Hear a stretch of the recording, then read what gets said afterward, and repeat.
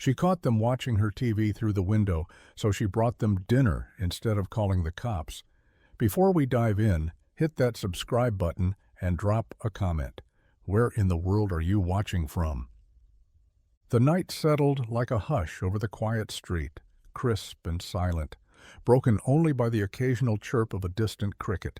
Daniel Hayes pulled his coat tighter around his shoulders, shifting slightly on the curb where he sat with his back pressed against the cool metal of a telephone pole. Beside him, wrapped in a worn fleece blanket and resting her head against his side, was his 7-year-old daughter, Lucy. Her small frame barely took up space, but her presence filled everything that mattered. Across the street, behind a row of meticulously trimmed hedges and a tall iron fence, a television flickered through a wide bay window. Bright colors danced across the glass. Cartoons tonight, Lucy's favorite. Daniel didn't know the show's name, just that it made her laugh softly, the kind of laugh that scraped gently at his ribs and made him forget, for just a moment, that things were hard. Lucy leaned forward, her knees tucked to her chest, eyes glued to the glowing window. She giggled under her breath when a goofy-looking animated dog tripped over its own paws, and Daniel felt something squeeze in his chest. This wasn't how she should be watching cartoons, not from a sidewalk, not shivering, not like this. "You warm enough, sweet pea?" he murmured, brushing her hair back from her forehead with calloused fingers. "I'm okay," she replied, voice small and content. "I like it here." Daniel gave a faint smile, one that didn't quite reach his eyes. "Yeah," he said. "Me too."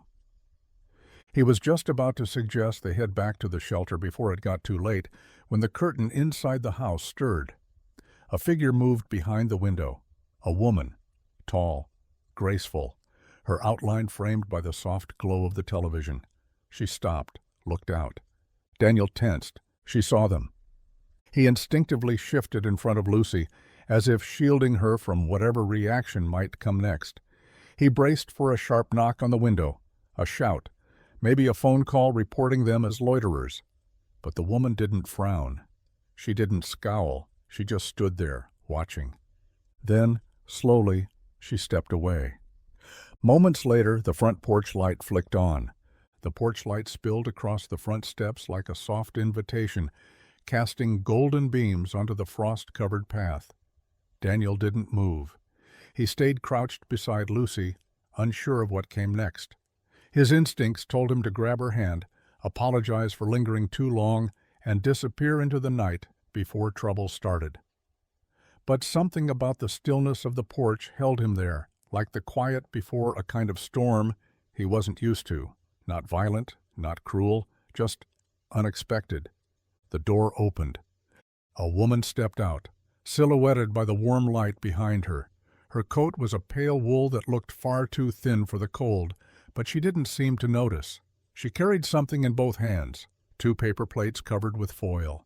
Her dark hair was pulled back in a loose bun, a few strands falling around her face. She looked elegant, but not in a showy way. More like someone who'd once been around a lot of noise and now preferred the quiet. Daniel stood slowly, instinctively putting himself between her and Lucy, even though there was no threat in her posture, just calm, just care. "I hope I'm not intruding," she said gently, "but it's a bit cold for sidewalk TV, don't you think?" Daniel opened his mouth, but nothing came out. Lucy peeked from behind his coat and blinked up at the woman with quiet curiosity. The woman smiled softly. "I'm Vivian, and I brought dinner. Nothing fancy, just lasagna and a couple brownies." Daniel's eyebrows pinched together. "Look, we didn't mean any harm. We were just watching the show," she finished. "I saw. That dog's always getting into trouble." Her voice was warm, not judgmental, not pitying, just real. Vivian extended the plates a little closer.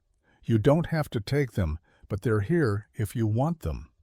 Lucy stepped forward before Daniel could respond, her small hands reaching for the food. "Thank you," she whispered. Daniel hesitated, then nodded once. "Thank you," he said quietly. Vivian smiled, her breath visible in the cold. "You're welcome. Feel free to come by tomorrow. Same show. I'll leave the porch light on."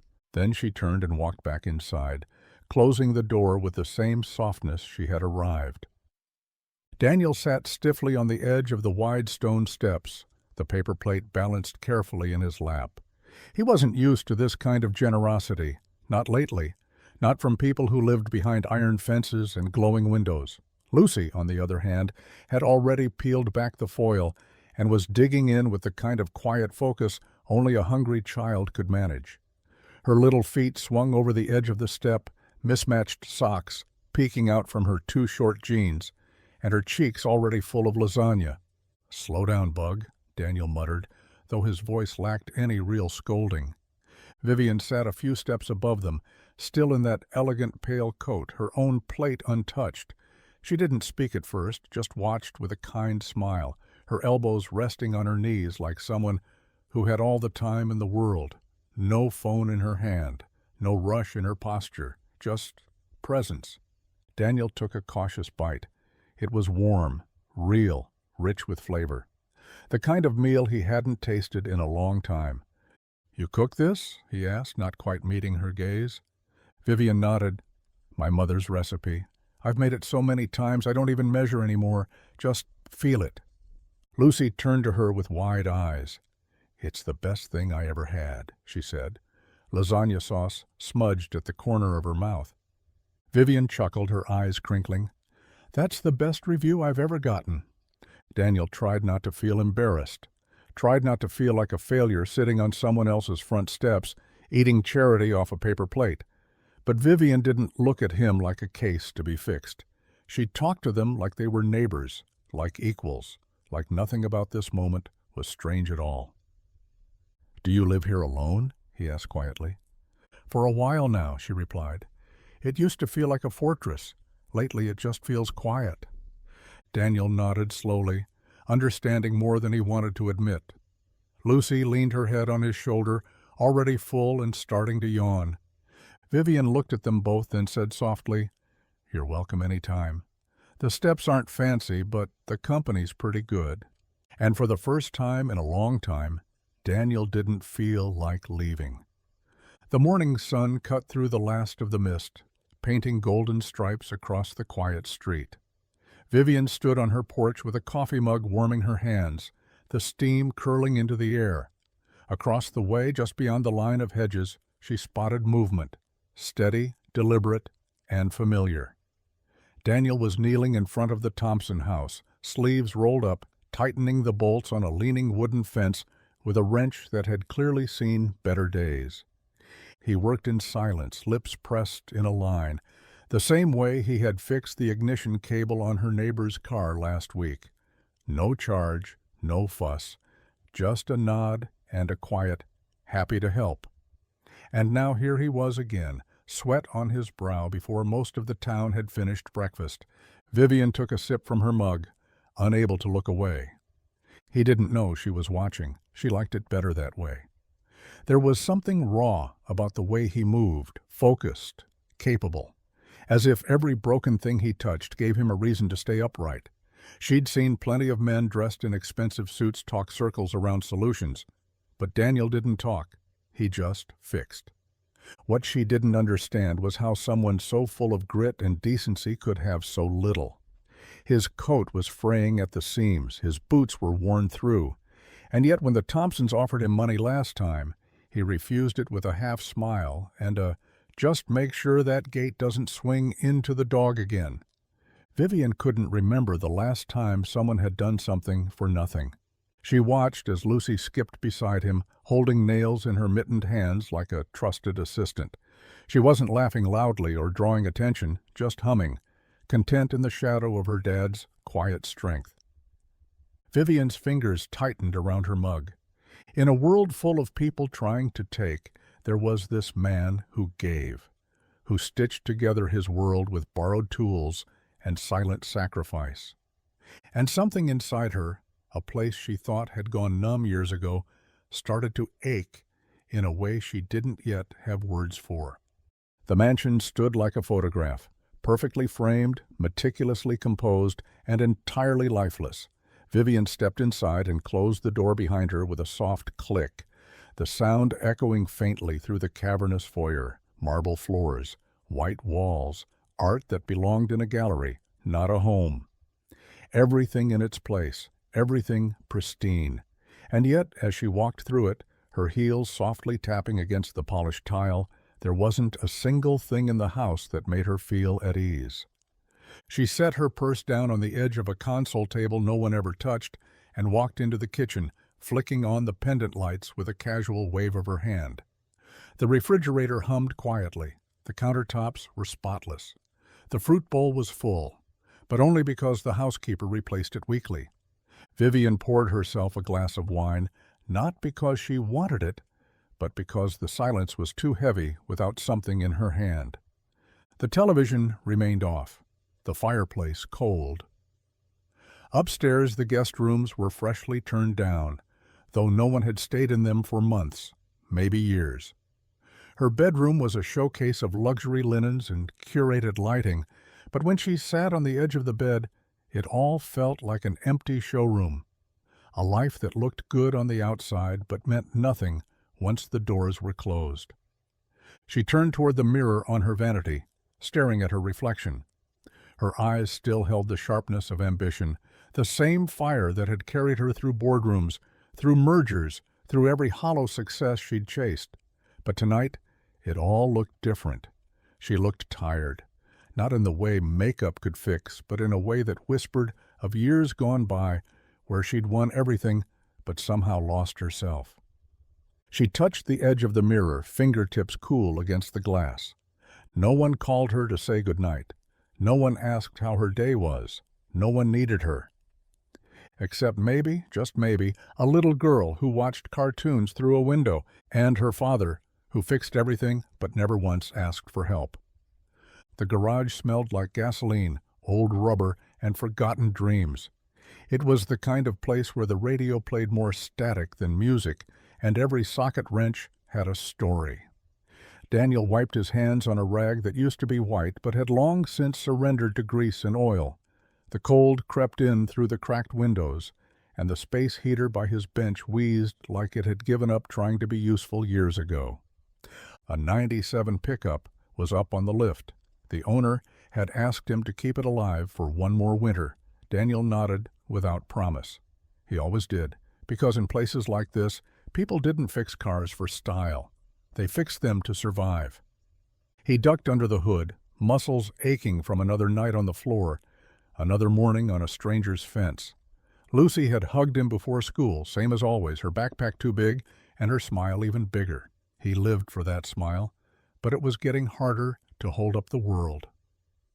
The bell over the garage door jingled as Ray, the shop owner, stepped in. Older, rounder, and always smelling faintly of cigarette smoke, Ray leaned against the counter and didn't waste time.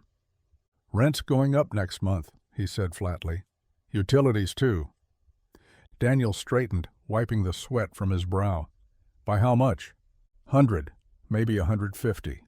"That's half my week," Daniel muttered, eyes narrowing. Ray didn't argue, just shrugged. "It's not me. It's the landlords. Everything's going up. You want more hours? I'll give 'em. But no guarantees. Work slow." Daniel looked around the garage. One truck, one half-dead heater, a rusting coffee can full of IOU notes from locals who meant well but couldn't pay. "I'll figure it out," he said quietly. Ray nodded like he'd heard that 100 times before. "I know you will. Just don't wait too long to ask for help." But Daniel never asked for help. As Ray walked out, Daniel turned back to the truck. He tightened a bolt, listened to the clink of metal echo through the cold bay, and thought about the gap between what he could fix and everything he couldn't. The morning broke gray and sluggish, a thin drizzle misting the pavement outside the garage. Daniel unlocked the shop door with stiff fingers, his breath clouding in the cold as he pushed into the quiet space. The heater hadn't kicked on yet. The radio was still off, just the hum of the fluorescent lights and the creak of the old floor beneath his boots. He didn't notice the package at first, not until he turned to prop the door open and nearly kicked it aside. A small parcel wrapped neatly in wax paper, placed carefully on the concrete just outside the threshold. He crouched, puzzled, wiping a thumb across the top of the folded bundle. There was a note, folded over once and tucked under the sandwich like it was too shy to announce itself. He opened it slowly, reading the words written in looping, deliberate pen. For Emily, just in case. V. No last name, no signature flourish, just an initial, and a kindness that landed harder than any gesture in weeks. Daniel stared at the sandwich a moment longer. It was simple, ham and cheese maybe, on fresh white bread, nothing extravagant. But the neatness of it, the care in the folding, the way it hadn't been left for him, it undid something inside him. He placed it on the counter, staring at it like it didn't belong in a place this broken down. Then again, maybe neither did Emily. He could see her face in his mind, her eyes lighting up when she spotted cartoons through a window, her excitement over lasagna, her sleepy smile when she leaned against his side on the steps. She didn't ask for much. She never did. And yet someone had thought of her, someone who lived in a house big enough to ignore them completely. Daniel picked up the sandwich carefully, like it might crumble from the weight of what it meant. Not charity, not pity, just thoughtfulness. He didn't know what stirred in him exactly. Gratitude, maybe, guilt. Something warmer than either, but quieter. He looked back at the note, folded it neatly and slipped it into the pocket of his jacket, just in case. The classroom smelled faintly of crayons and floor wax, the kind of scent that lingered long after the bell. Midway through a spelling exercise, Emily's pencil had stopped moving. Her head, heavy and slow, rested against her arm, eyes fluttering shut. She didn't mean to fall asleep. It just happened, like a whisper, quiet and uncontrollable. Mrs. Kellerman noticed first. "Emily?" she asked softly, crouching beside the desk. Emily didn't stir. Her cheeks were flushed, her little shoulders rising and falling in a slow, even rhythm. The rest of the class scribbled away, unaware, but Mrs. Kellerman's frown deepened. She let her sleep, just 10 minutes. Then she gently shook her awake, her voice warm but concerned. Emily blinked up, dazed, and apologized in a voice so small it barely touched the air. At pickup time, Daniel arrived 5 minutes early, grease still on his jeans, dark circles tucked under his eyes. He looked like a man used to long days and short nights, and carrying more than he ever said out loud. Mrs. Kellerman met him by the classroom door, her brow knit in quiet worry. "She fell asleep during spelling today," she said gently. Daniel exhaled, scratching the back of his neck. "She's been a little under the weather," he lied. "Didn't want to miss school, though." Mrs. Kellerman hesitated. "Is everything all right at home?" Yeah, we're okay," he replied quickly. "Just some rough mornings lately. She'll be fine." Behind them, Vivian stood just inside the front office, sorting book drive donations into plastic bins. She hadn't meant to overhear, but when Daniel spoke, something in his tone, the way he said, "We're okay," like he needed to believe it himself, made her pause. She watched him take Emily's hand, gently brushing her hair back, his voice soft as they walked away. He wasn't angry. He wasn't absent. He was trying. Holding everything together with the quiet desperation of someone who didn't have a safety net. Vivian looked down at the stack of children's books in her arms and felt a tug deep in her chest. They weren't okay. Not really. And now, she knew. The snow started falling just after dusk, soft at first, like powdered sugar dusting the quiet rooftops of the town. But by the time Daniel closed the shop and picked Emily up from aftercare, it had thickened into something heavier. The kind of storm that whispered about road closures and power outages, the kind that blanketed everything before morning. He buckled Emily into the back seat of their old sedan, the heater groaning weakly as he turned the key. Her cheeks were red from the cold, her eyes glassy, and when she coughed, sharp and dry, he felt it in his chest. "Just the air," he muttered, trying to believe it. They didn't have far to drive. The shelter was only 6 blocks from the shop, but tonight, even 6 blocks felt uncertain. Visibility was shrinking. The roads slicked with black ice. When he pulled into the parking lot, Vivian's SUV was already there, tucked neatly into the last space. She stood near the entrance, wrapped in a long coat, holding something in her gloved hands, a thermos and two small bags. Daniel stepped out, wind slicing through his coat. "What are you doing here?" Vivian looked up, the wind tugging at her scarf. "I came to bring hot soup and offer something." He raised an eyebrow.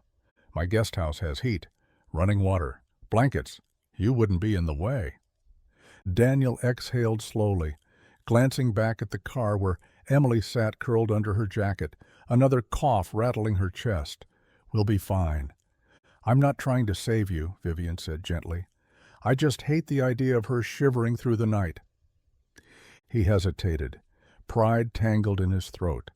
Kindness always came with strings, or at least it had in his experience. But her face didn't carry pity, just quiet concern. "I appreciate it," he said finally, "but we've got a place." She nodded, stepping back. "If you change your mind, the porch light will be on."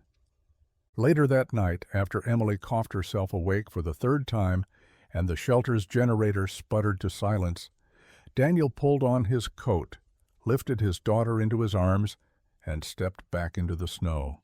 The porch light was still glowing. What was supposed to be one night became two, then three. By the end of the week, Daniel had stopped checking the clock, stopped reminding himself this was temporary.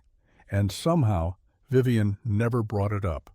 She just adjusted, quietly folding extra towels into the linen closet, leaving a bowl of fruit on the kitchen counter, stocking the guest fridge with little things she thought a 7-year-old might love. The guest house sat at the edge of her property, tucked behind a row of pine trees. It had once been meant for visiting relatives, though no one had visited in years. Now it had the warm hum of something waking up after a long, cold sleep. Emily adapted first. Children always do. On the second morning, she padded across the hardwood floors in mismatched socks, twirling with her arms outstretched, pretending the living room was a ballroom. By the third, she'd claimed the window seat as her reading nook, curling into the cushions with her blanket and a library book they borrowed from Vivian's shelf. Daniel tried to stay out of the way. He fixed the guest faucet when it sputtered, tightened a cabinet hinge without saying a word. He wasn't trying to be helpful. It was just how he moved through the world, one broken thing at a time. He still woke early, still showed up at the garage, still wore the same battered boots. But something in his shoulders softened. Vivian never hovered. She didn't insert herself into their routines, but every evening she appeared at their door with something warm, soup, pasta, chili in a Dutch oven, and joined them for dinner. She never asked when they'd leave, never treated them like guests.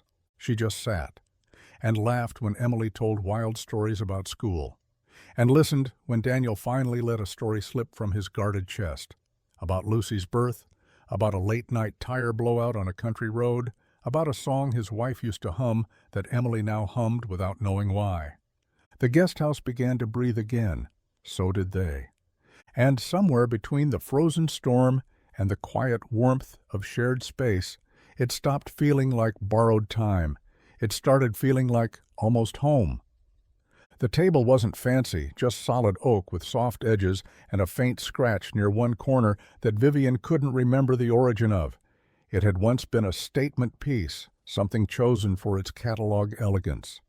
But tonight, with mismatched napkins, chipped bowls, and the smell of roasted chicken in the air, it felt like something better. It felt lived in. Emily sat in the middle, her chair slightly too tall, feet swinging above the floor. She was humming to herself as she sprinkled more salt than necessary over her mashed potatoes. Daniel sat beside her, freshly showered, hair still damp, his usual tensions softened around the edges. Across from them, Vivian poured sparkling water into mismatched glasses and placed a basket of warm rolls at the center. "Pass the butter, Daddy," Emily said with a grin already reaching halfway across the table. Daniel chuckled and slid it over. "Careful, That bread's dangerous." "Dangerously good," Vivian added, smirking. They laughed. Nothing forced or overly loud. Just the kind that lingered in the air like music no one wanted to turn off. For a long time, meals for Daniel had been rushed affairs. Standing at the counter watching Emily eat before work, checking the time, budgeting leftovers in his head, calculating every bite. But tonight, the clock on the wall ticked without urgency. No one rushed. No one looked at their phones. No one kept track of what time the lights needed to go out. Vivian reached for the gravy, her sleeve brushing her glass, nearly tipping it. "Whoa," Emily gasped, giggling.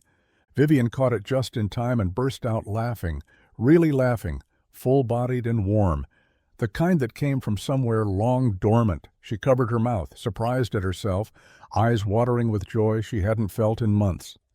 Daniel just smiled and leaned back in his chair, watching her, the quiet hum of happiness settling somewhere deep in his chest. It didn't feel like guests and hosts anymore.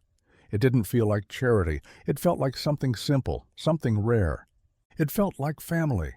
The fire crackled low in the living room hearth, casting slow-moving shadows against the walls as the snow fell steadily outside. Vivian poured another glass of wine, the bottle nearly empty now, and slid it across the table toward Daniel, who accepted it with a quiet nod. Emily had gone to bed hours ago, curled up with her favorite book under a mountain of borrowed blankets. The house had since quieted, but the kind of quiet that wrapped around you, not the kind that pressed down. They sat across from each other, Vivian tucked into the corner of the couch with her knees drawn up, Daniel leaning forward, elbows on his thighs, cradling the glass in both hands. His eyes weren't as guarded tonight. The warmth from the wine, or maybe the warmth from something else, had softened the edges of him.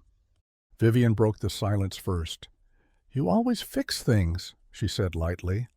"Even things that aren't yours." Daniel smirked. Hard habit to break. She tilted her head. "Why?" He didn't answer at first, just stared into the fire like it had something to say. Then, slowly, he exhaled. "Because I couldn't fix the one thing that mattered." Vivian didn't press, just listened. "My wife," he said, voice low. "Her name was Rachel. She had this laugh, like she couldn't keep it in, even when she tried. Drove me crazy when she'd laugh in the middle of serious conversations." Vivian smiled softly, saying nothing. "She got sick fast, real fast. By the time we knew what it was already too late. Insurance didn't cover much. I drained everything, sold what I could, took every job that came my way." He paused. Still wasn't enough. Vivian's fingers tightened around her glass. "She died at home," Daniel continued, "on a Tuesday. Emily was 4, too young to understand why Mommy didn't get up from the couch." His voice cracked just slightly. "I swore I'd never take help again, because every time I did, someone expected something. A favor, a trade, a price." Vivian didn't reach for his hand, didn't offer platitudes. She just looked at him, steady, full of something that wasn't pity, but presence. "Then maybe it's time," she said gently, "for someone to offer something without asking anything in return." And for once, Daniel didn't argue. The garage smelled the same as always, warm oil, old tires, and the faint tang of metal dust. It was mid-morning, and Daniel was elbow-deep in a rusted-out engine that hadn't seen love in at least a decade. The radio buzzed softly in the background, some old rock tune humming over the clinks of wrenches and muttered curses from the far bay. He didn't notice her right away. She came in through the side door. Hands in the front pocket of an oversized gray hoodie, a baseball cap pulled low over her face. Jeans, sneakers, no heels, no tailored coat, just a woman blending in, on purpose. She walked over to the back shelf, eyeing the jumbled rows of bolts and parts with mild confusion. Her fingers brushed a greasy rag before recoiling with a quiet laugh. Daniel looked up from under the hood, wiped his hands on a cloth, and narrowed his eyes. "Vivian."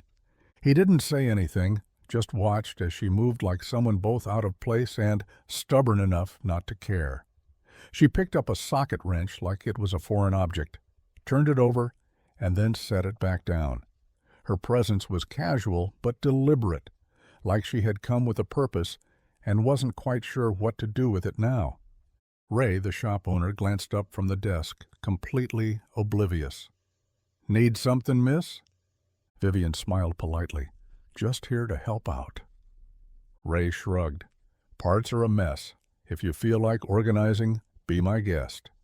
Daniel finally stepped forward, grabbing a crate of loose bolts from a shelf beside her. "You're gonna regret this," he said quietly, eyes twinkling. Vivian grinned. "I already touched something sticky." "Probably brake fluid." "Wonderful." They worked in a quiet rhythm side by side, sorting parts and labeling drawers. The guys didn't question her, just figured that she was someone's friend, maybe someone's cousin. No one saw the CEO beneath the hoodie, but Daniel did. And for a few quiet hours, she wasn't a woman behind a gate. She was just Vivian, elbows deep in rust, laughing softly as she tried to tell a wrench from a wrench extender, trying to belong in a world that was starting to feel like hers, too. The whispers didn't start loud. Just a few raised eyebrows at the diner, a pause in conversation at the grocery store. The kind of murmurs that floated just above the surface, waiting for someone to say what everyone else was thinking. Vivian Hartley, the woman with the gated driveway and the kind of last name that opened boardroom doors, was suddenly showing up in the most unexpected places. Arm-deep in motor oil at Ray's garage, sipping coffee at Rosie's diner, pushing a shopping cart beside a grease-stained mechanic and a bright-eyed little girl who never stopped talking. And not just talking, laughing, loudly, unapologetically, like the world was new again. Emily had become the town's little spark. Everyone remembered when she used to walk quietly beside Daniel, holding his hand like she was trying not to take up space. But now? She ran ahead, waved at every dog, and asked cashiers how their day was. People noticed. They always noticed when a child changed. And then there was Daniel, still humble, still worn around the edges, still fixing more things than he broke, but different now. Straighter, lighter. He didn't look like a man constantly calculating the weight of every decision. He looked like a man rediscovering breath. People asked questions without asking. "Isn't she that woman from the news? The car company one? What's she doing with him? They're not together, are they?" But it wasn't scandal they were sniffing for. It was a story, a reason, something to make sense of what they were seeing. Vivian stepping out of a pickup truck with her sleeves rolled, Daniel holding open a door for her like it was second nature, and Emily in between them, laughing with her mouth wide open like joy had never been optional. They didn't fit, not by any old map, but somehow the three of them looked more like a family than most families people knew. And in a town like this, that kind of connection didn't go unnoticed. It went straight into the hearts of everyone watching. The sun was just beginning to dip behind the trees when Daniel pulled into the gravel driveway, the familiar crunch of tires stirring up little clouds of dust. Emily sat beside him, swinging her legs and humming a made-up tune, completely unaware of what waited behind the guest house door. She hadn't mentioned her birthday, not once. And Daniel hadn't brought it up. He hadn't forgotten. He just couldn't bear to make a promise he might not afford. Most years, they shared a cupcake and a borrowed candle. She'd always smiled and said it was perfect. But this year, someone else had been listening. Vivian had kept it simple, on purpose. A few yellow balloons tied to the porch railing, a string of paper lanterns stretching across the living room ceiling, a chocolate cake, homemade, with a crooked 8 candle standing proudly in the center. There were no party favors, no crowd, just 3 plates, 3 forks, and something that felt more like love than anything that could be bought. When Emily opened the door and saw it all, she froze. "For me?" she asked, eyes wide. Vivian smiled from the kitchen doorway, her apron dusted in cocoa powder. "All for you." Emily rushed forward, her gasp turning into a squeal of joy, as she hugged Vivian tightly, then turned to Daniel, practically vibrating with excitement. He managed to smile. "Told you 8 was a good year." She didn't notice how he blinked a few times too quickly, but Vivian did. After dinner, grilled cheese and soup, Emily's favorite, she made a wish and blew out the candle with a dramatic puff. Chocolate smeared the corners of her mouth. Vivian laughed. Daniel just watched, memorizing every second like it might disappear. Later, when Emily was curled up in the living room with her new book and a blanket, Daniel stepped out to the porch for air. Vivian followed quietly, handing him a cup of coffee. He looked at her, voice low. She's never had a party like that. Vivian didn't speak, just placed a hand on his arm, warm and steady, and Daniel, standing under the porch light, holding back tears he didn't want to explain, whispered, "Thank you," because he couldn't remember the last time someone made his daughter feel that celebrated, or him that seen. The rain came down soft that morning, more mist than storm, painting the windows of the guest house in delicate streaks. Daniel stood by the sink, rinsing out his coffee mug, the smell of toast still lingering in the air. Emily was off at school. Vivian had insisted on driving her, and the house, for the first time in days, felt still. He heard the knock before he saw her. Vivian stood at the door holding 2 folders, dressed down in jeans and a light sweater, her hair still damp from the drizzle. She didn't wait to be invited in. She just stepped inside like someone who wasn't sure she had the right to ask, but was asking anyway. "I've been thinking," she began, setting the folders on the counter with a kind of gentleness that made Daniel wary. "About your shop, about what you're capable of." He crossed his arms, one brow already raised. "Vivian." She opened the top folder. Blueprints. A layout of a new auto garage, sleek, practical, but familiar. Nothing flashy. Nothing with her name on it. Just opportunity. "I'd like to fund it," she said, steady but soft. "Land, tools, the building, no strings. A real shop. Yours." Daniel stepped back like he'd been shoved. "No." "Daniel." "No," he repeated, firmer this time. "I fix cars, not lives. I'm not some project." Vivian flinched, but didn't retreat. "This isn't charity. It's belief. In you." He ran a hand through his hair, pacing now. "You think just because you have money, because you're used to fixing problems by writing checks, that this is the answer? What happens when people think I didn't earn it? That I'm just some mechanic who got lucky?" She didn't flinch at his words. She just nodded slowly. "Then let them think what they want. You'll still be the one turning wrenches. You'll still be the one showing up every day. And the kids watching will see a man who built something real, even if someone helped him hold the first brick." Daniel stared at her, his pride clawing at his ribs, his past screaming in his ears. But somewhere deeper, something quieter, asked him to listen. To consider, maybe this offer wasn't pity. Maybe it was a beginning. The boardroom was cold in every way that counted. Glass walls, leather chairs, voices polished with power and sharpened with ego. Vivian sat at the head of the table, back straight, blazer flawless, but her grip on the pen in her hand had gone tight, too tight. They were discussing layoffs. Again. Profits were stable, but not stellar, and apparently that was enough to justify cutting half the design team. The same team she'd built from the ground up, people with families, people with names. But here they were, reducing them to numbers on a spreadsheet. "You're letting sentiment cloud judgment," one executive said. Vivian looked up slowly. "I'm letting humanity interrupt arrogance." The room quieted for a beat, and then, like always, someone changed the subject, sidestepped, took the conversation back into the safety of margins and projections. Vivian stared at them, the heat rising behind her eyes. This wasn't why she built her company. This wasn't what success was supposed to taste like. She stood without another word, her chair scraping sharply against the floor. No one stopped her. They were too busy adjusting ties and pretending her departure wasn't a crack in the facade. By the time she reached her car, her hands were shaking, her throat tight.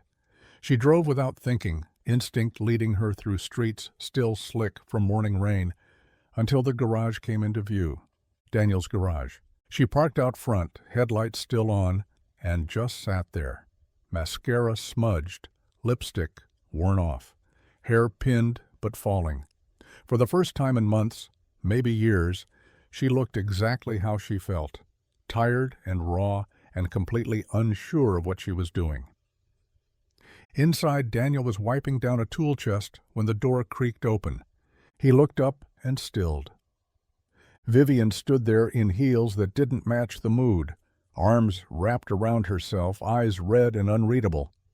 "I didn't know where else to go," she said, her voice a thread. Daniel said nothing, just stepped forward, slow and steady, and opened his arms. She didn't hesitate. She just let go. The rain had started again, soft and whispering against the metal roof of the garage, like the sky was trying to offer something gentle after too much weight. Vivian stood just inside the door, her breath still uneven, her posture all wrong for a woman so used to standing tall. She didn't speak, didn't explain, and Daniel didn't ask. He just looked at her, really looked at her. Past the ruined mascara, past the damp strands of hair clinging to her cheek, past the shell of the CEO everyone else saw. What he saw now was a woman unraveled, holding herself together by threads. And so he did the only thing that made sense. He stepped forward and wrapped his arms around her. No words, no questions, just warmth, just stillness. His chin brushed the top of her head as she melted against him, her hands gripping the back of his shirt like she needed something to hold on to, something real. And in that moment, he gave her all of it. His steadiness, his silence, his calm. She didn't cry, not loudly, but he felt the way her shoulders shook, the way her breath caught like it hadn't been allowed to for far too long. He didn't offer comfort with promises.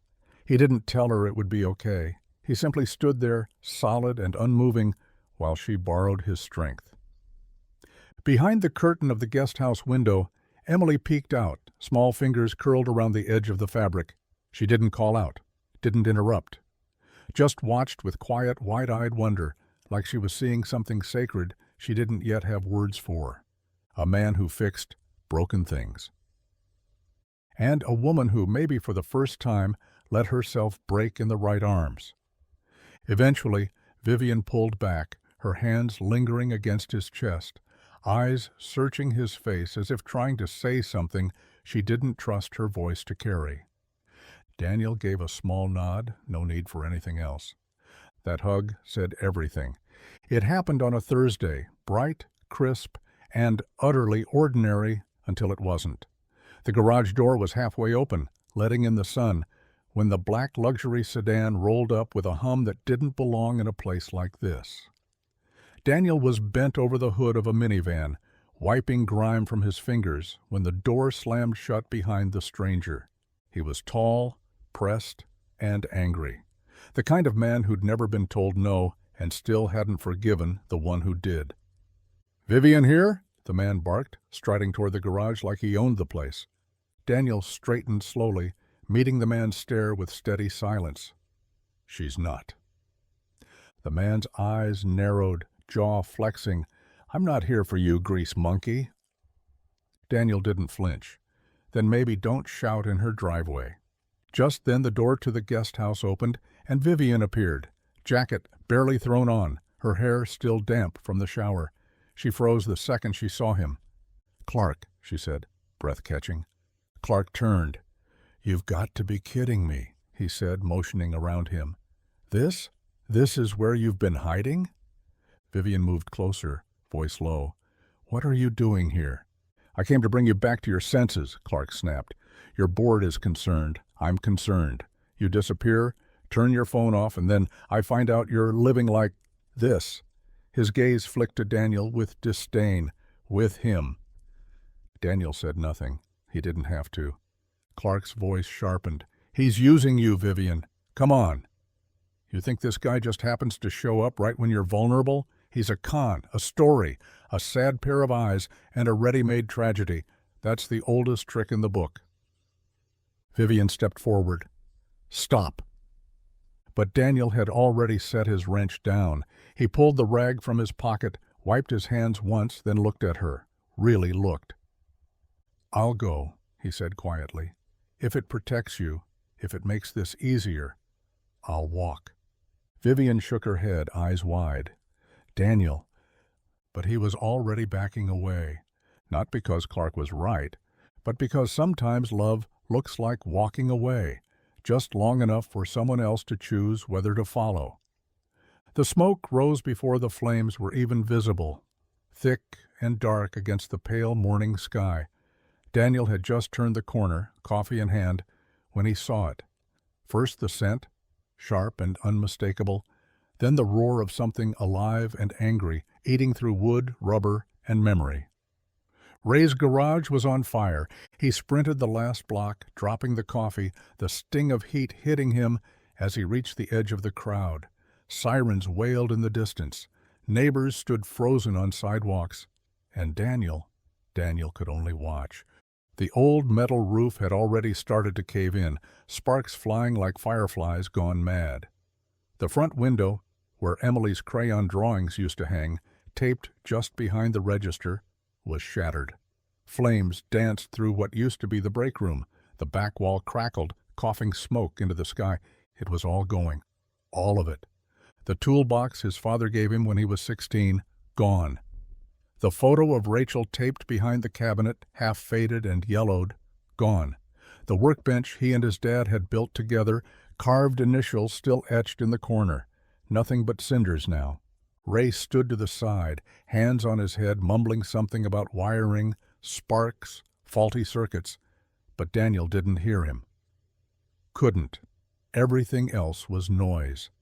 He stepped closer, the heat pushing him back, the fireman yelling for him to stay behind the line. And he did. He stayed still as the world burned. Vivian arrived minutes later, breathless, coat thrown over sleepwear, eyes wide with shock. She spotted him standing in the middle of the street, smoke curling around his shoulders like a cruel joke. He didn't turn when she called his name, didn't flinch when her hand found his. He just stared into the wreckage, face blank. For a man who built his life fixing things, there was nothing left to repair. Only ash and silence. And the impossible question of what comes next when the one place you believed in, the one place that held your history, turns to smoke before your eyes. The smell of smoke still lingered in Daniel's hair, clung to his coat like it didn't know how to let go. The fire had long been extinguished, reduced to damp ash and twisted metal, but something inside him hadn't stopped burning. He sat on the curb in silence, the world around him a blur. Voices, sirens, flickering lights. None of it reached him. Vivian stood a few steps away, watching him like someone who didn't know if they were allowed to step closer. She held something in her hand, small, silver, familiar. The keys to the guest house.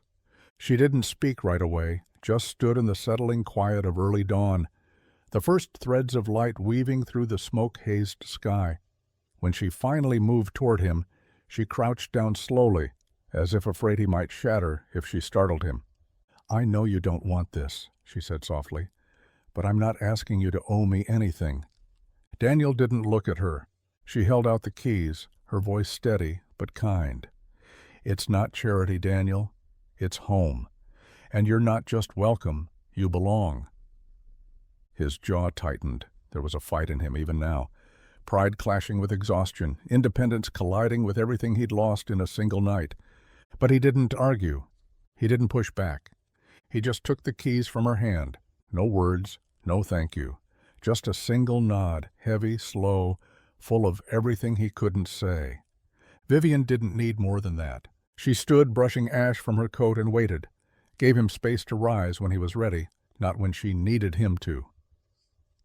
And when he finally stood, she walked beside him, not in front, not behind, just there, side by side, through smoke, through ruin, toward something neither of them could name yet. But it would be warm, and it would be real. The scent hit him first, warm, sweet, unmistakable. Pancakes. Not the box mix kind he used to throw together in a rush, but the real deal. Buttermilk, vanilla, maybe even cinnamon. Daniel blinked against the morning light filtering through the blinds, a little confused at first. He wasn't used to waking up to anything but silence and the scrape of worry waiting just outside his ribs. But this morning, it was different. There was laughter. Emily's, not just a giggle, not just the soft, half-awake hum she sometimes made in her sleep. Real, unfiltered, belly-deep laughter coming from the kitchen. It bounced off the walls like sunlight. Daniel sat up, rubbed his eyes, and let the sound wrap around him. He swung his legs over the edge of the bed, bare feet touching the cool floor. No alarm clock, no siren in his chest warning him about rent, about broken tools, about the weight of 100 small failures pressing on his back. Just pancakes, just laughter. He stepped into the hallway and leaned on the doorframe, watching.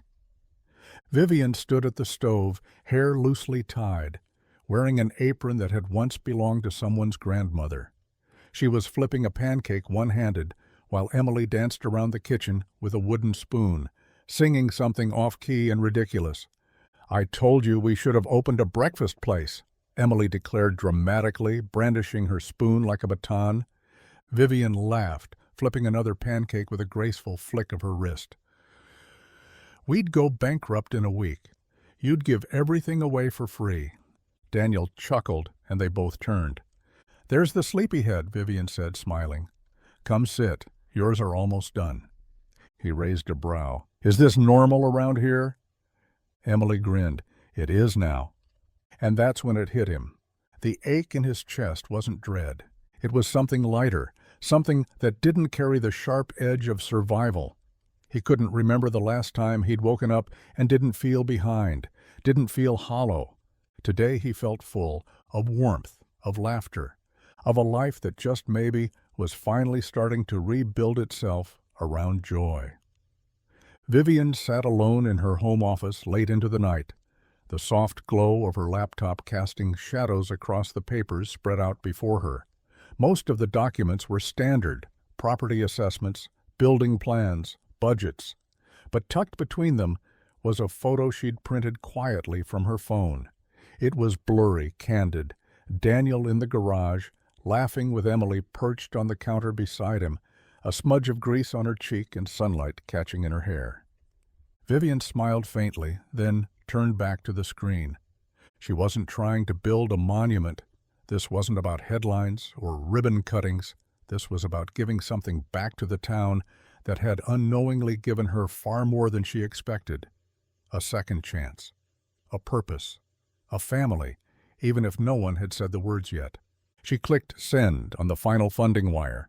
The plan was simple: a community garage and training center on the outskirts of town, a place where Daniel could teach others, where kids with no place to go could learn how to use their hands, fix what's broken, and maybe believe in something again. She coordinated it through a shell foundation, just layers deep enough that her name wouldn't appear on anything. No news stories, no gold plaques. She didn't want recognition. She wanted Daniel to have a future that wasn't held together by borrowed tools and late nights. And more than that, she wanted Emily to grow up watching her father build something lasting, something that wasn't about surviving another day, but shaping what came next. The next morning, Daniel would get a call from the mayor. A grant had come through, they'd say. A quiet donor with a passion for trades and second chances. A space available for lease, dirt cheap, equipment included. He'd have questions. He'd probably suspect.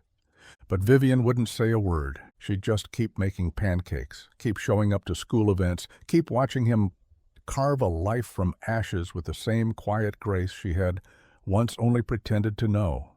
Because love, real love, doesn't need a spotlight. It just needs room to grow. The lights blinked once, then died with a soft sigh. The house fell into shadow, the kind of quiet that only comes when the hum of appliances vanishes and time seems to hold its breath. Emily gasped from the kitchen counter where she'd been coloring beneath the pendant light. "Did we blow a fuse?" Daniel reached for a flashlight from the drawer. "Storm must have knocked something out," he said, flicking it on. The beam landed on Vivian, who was already lighting candles from the drawer near the sink. She moved calmly, like this wasn't her first blackout. "It's just temporary," she said, placing a candle in the middle of the kitchen table. "We've got everything we need." Emily giggled. "Even snacks?" Vivian nodded solemnly. "Especially snacks." Daniel dug around and pulled out an old battery-powered radio from a forgotten cabinet. He clicked it on, and after a few seconds of static, a grainy love song began to play, something older, soft and slow, the kind that lingered in the air like it belonged there. Vivian looked up from the candle she was lighting, her face illuminated in warm gold. She tilted her head. "Do you know how to dance?" Daniel raised an eyebrow, caught off guard. "Not unless you count high school gym class." "Perfect," she said, stepping forward and holding out her hand. "I'm terrible too?" He stared at her, flashlight still in hand, until Emily's voice rang out from the counter. "Come on, Daddy. Dance." He sighed, then smiled. He set the flashlight down, took Vivian's hand, and let her pull him into the center of the candlelit kitchen. It was awkward at first. He stepped on her toe. She spun too fast. They laughed, real, breathless laughter that echoed off the walls. Emily clapped her hands, swinging her legs as she watched them sway in circles too small to matter. But then something shifted. The rhythm settled. Daniel's hand found her waist. Vivian leaned in closer. Their feet slowed. The world disappeared. And in that small, powerless kitchen, beneath flickering candlelight and Emily's wide-eyed joy, they danced. Not perfectly, but truthfully. And maybe, just maybe, they didn't feel broken at all. It started with a fundraiser flyer. A local teacher posted a snapshot on social media. Emily holding a wrench twice her size, her hair in pigtails, standing proudly in front of the soon-to-open community garage. The caption read, "From watching cartoons through a window to building something beautiful, meet the heart of our town." No one expected it to go anywhere, but by morning the photo had spread like wildfire. A small-town blog picked it up, then a regional journalist, then a national one. Before Daniel could even finish replacing a muffler, there were emails flooding in, interview requests, podcast invites, TV producers circling like bees around a story that somehow made people feel again. The headline that stuck came from a soft-spoken journalist named Harper Lane, widowed mechanic, billionaire philanthropist, and the little girl who brought them together. It was supposed to be a short piece, just a local feel-good story, but Harper stayed longer than expected.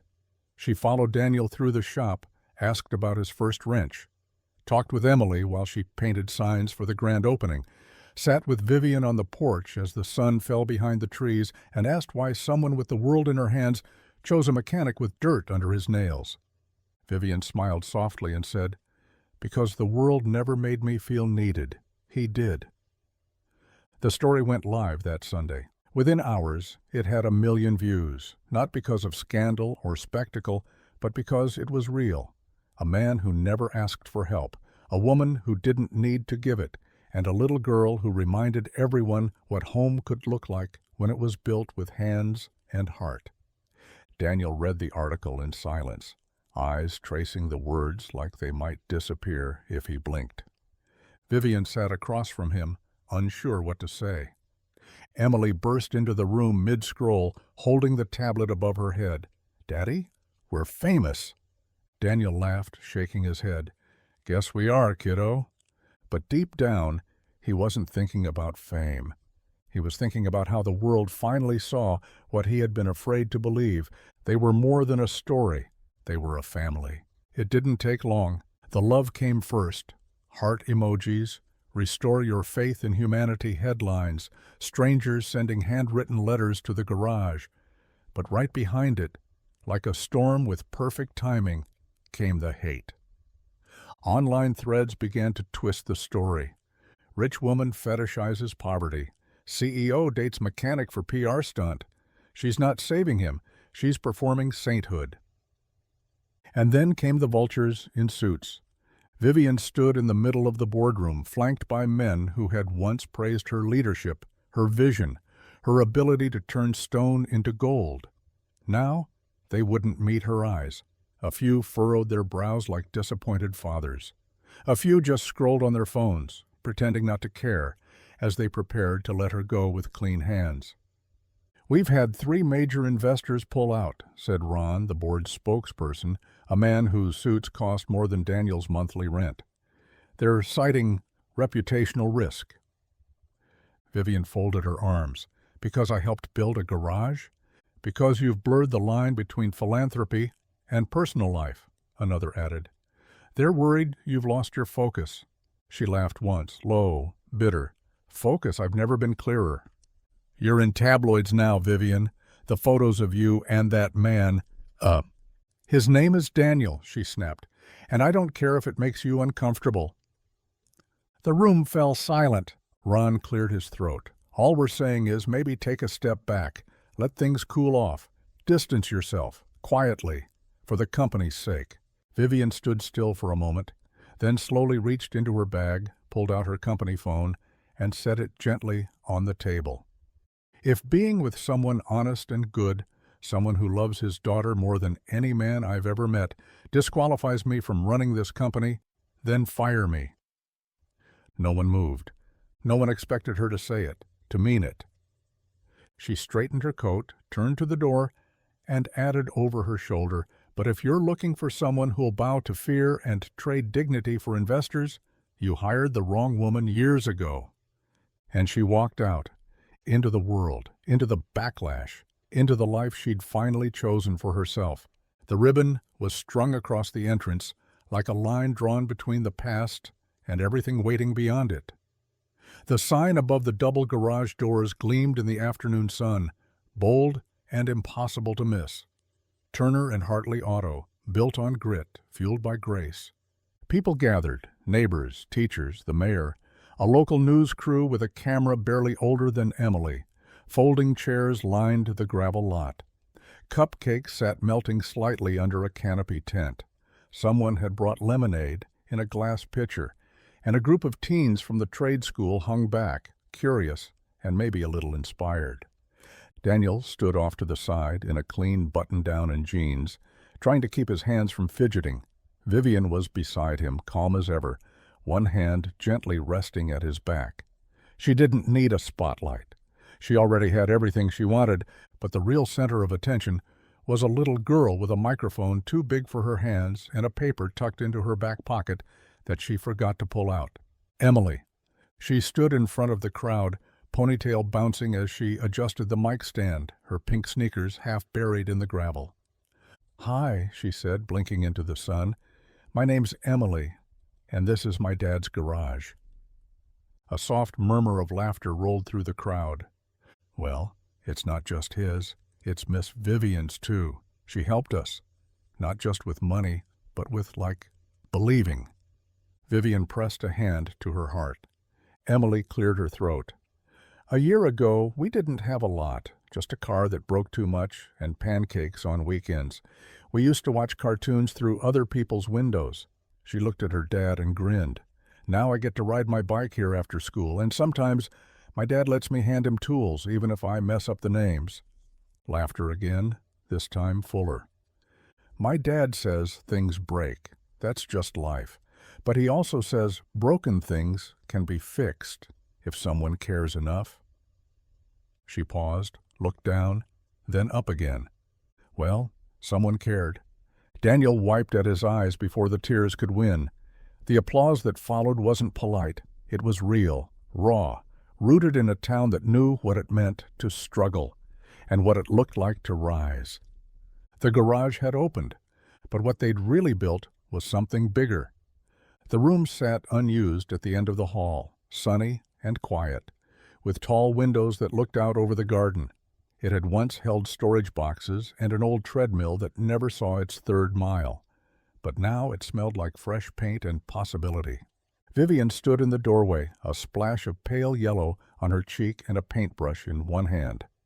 The wall behind her shimmered with clouds, hand-painted in soft swirls, In the corner sat a bookshelf, already half filled with well-loved picture books, a basket of art supplies, and a beanbag chair shaped like a giant cupcake. She turned as Daniel stepped in, arms crossed, his eyes scanning the room. "You did all this?" he asked, voice low. She nodded. Emily picked the color, said yellow feels like pancakes. That made him smile, just a little. "She's been through enough," Vivian added. "I thought maybe she deserved a space that felt hers." Daniel shifted uncomfortably, gaze lingering on the twinkling string lights draped above the window. "You didn't have to, "I know," she interrupted gently, "but I wanted to." He rubbed the back of his neck. "It's a lot." "It's just a room," she said softly. "But maybe it can hold the kind of magic she's never been allowed to ask for." Daniel looked around again, the soft rug, the tiny reading lamp, the framed photo of him and Emily from the garage opening day, now sitting proudly on the nightstand. He felt the tension in his shoulders ease, even if just a little. That night, when Emily first saw the room, she didn't say a word. She just stood in the doorway, eyes wide, mouth open, then slowly tiptoed across the rug like it was a cloud. She touched the wall, ran her fingers over the shelves, and whispered, "This is mine?" Vivian knelt down beside her, brushing hair from her face.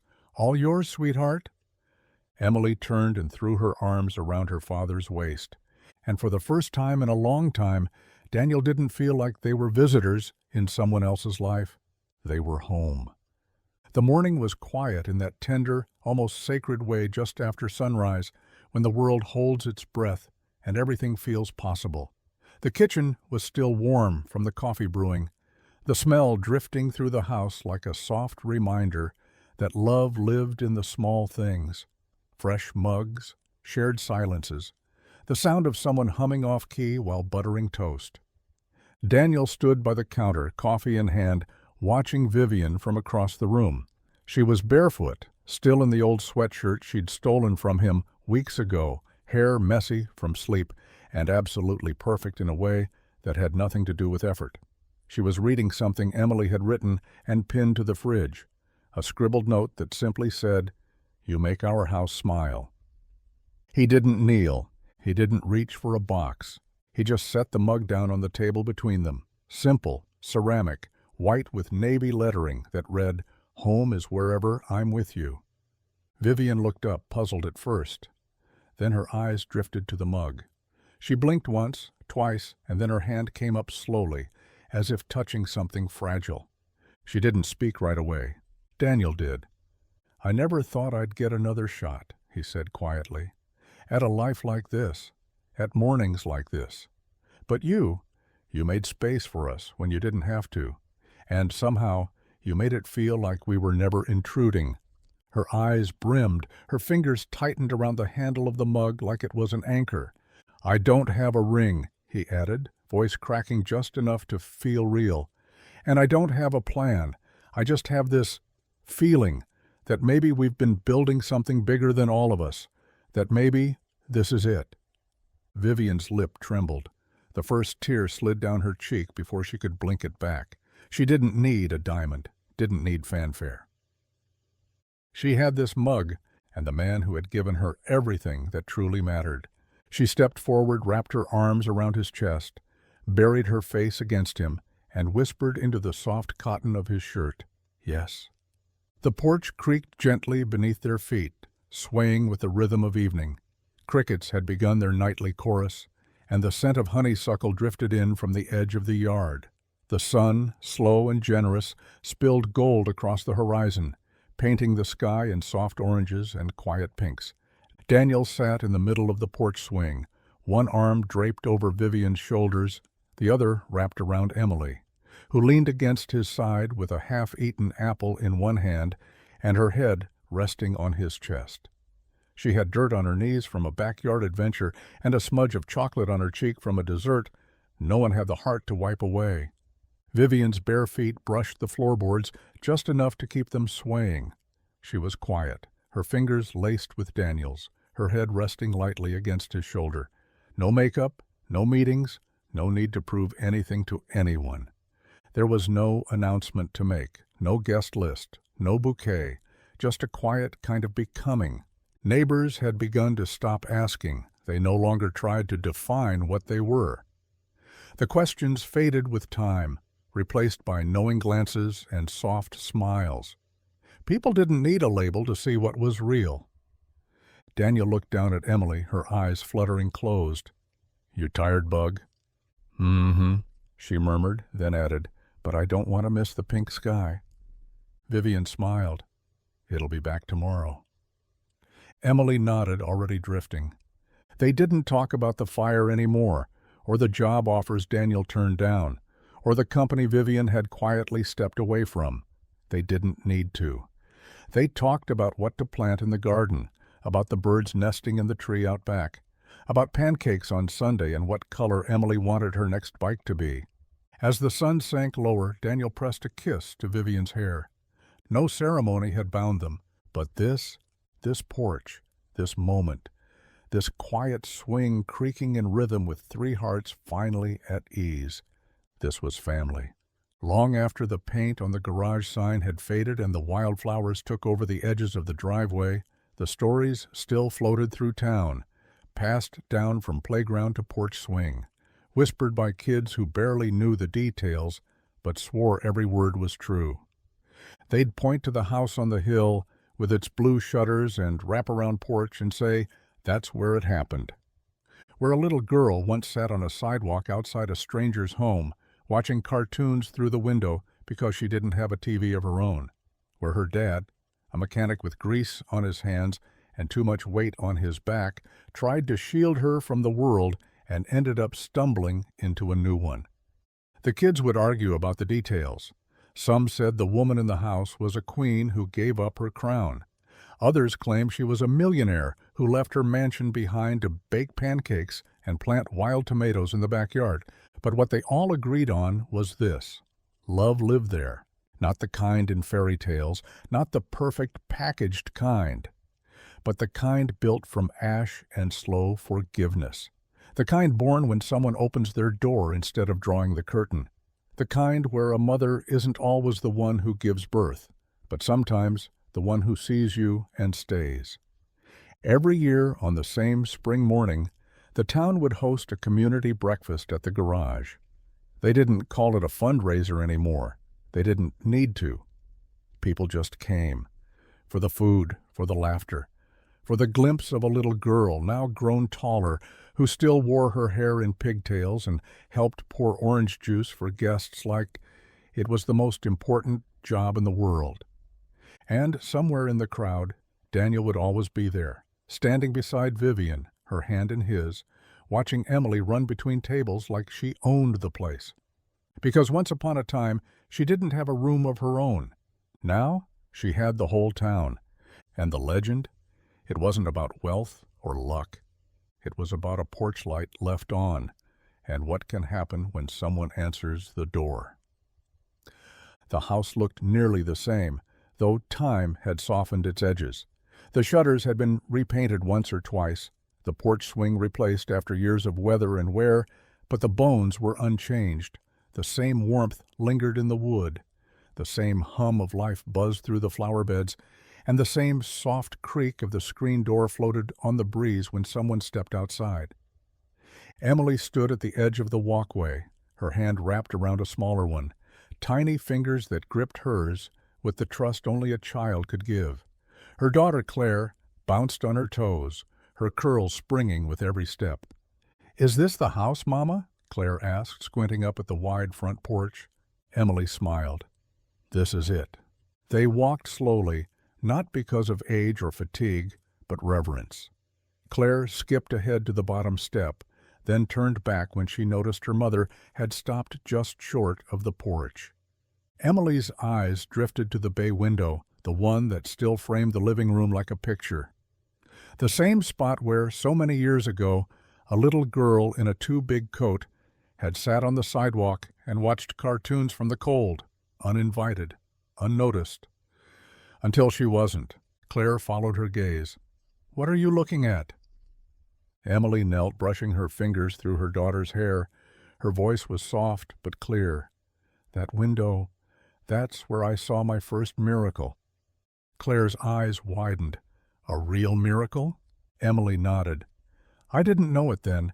I just knew someone opened a door when they didn't have to, gave us pancakes, made us feel like we mattered. Claire looked at the house, eyes full of wonder. Is that where you met Grandpa? A smile bloomed on Emily's face, full of old warmth, of bittersweet memory, and the quiet kind of joy that grows with time. That's where he became my hero. They stood together, generations wrapped in sunlight and old stories, and behind the window a new light flicked on, just like it always had.